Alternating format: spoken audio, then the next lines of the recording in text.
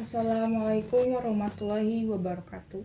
Ibu Kepala Sekolah nu kusimkuring dipika hormat, Bapak sareng Ibu Guru nu kusimkuring dipika hormat, rencangan sadaya nu kusimkuring kacinta. Angkung ti payun, urang sanggakeun puji sirang syukur ka Gusti Nu Maha Suci Allah Subhanahu wa taala. Sholawat serta salam urang sanggakeun ka junjunan urang Nabi Muhammad sallallahu alaihi wasallam. Dina waktos ieu simkuring nyedia adeni harmesa bade ngadugikeun kumaha pentingna ngajaga kabersihan kelas teh.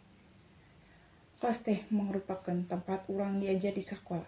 Urang teh kedah ngurus kelas supaya kelas katingalina bersih. Contohna micen runtah ka tong sampah, ngabersihkeun lantai jeung anu sanesna. Agama oge ngajarkeun ka urang pikeun tetep hirup bersih kusabab kabersihan teh sabagian tina iman. Upami kelas bersih, diajar oge bakal tenang sareng bakal fokus kana pelajaran. Upami sabalikna, bakalan ngagampangkeun ngundang panyakit sareng moal fokus kana pelajaran. Simkuring ngaharepkeun urang sadayana kedah sadar kana pentingna ngajaga kabersihan kelas teh. Kusabab kenyamanan teu kanggo diri urang, tapi pikeun sadaya. Tungtungna simkuring hatur nuhun kana waktos anjeun. Punten beuli aya kalepatan anu sengaja kata nampi teu dihaja.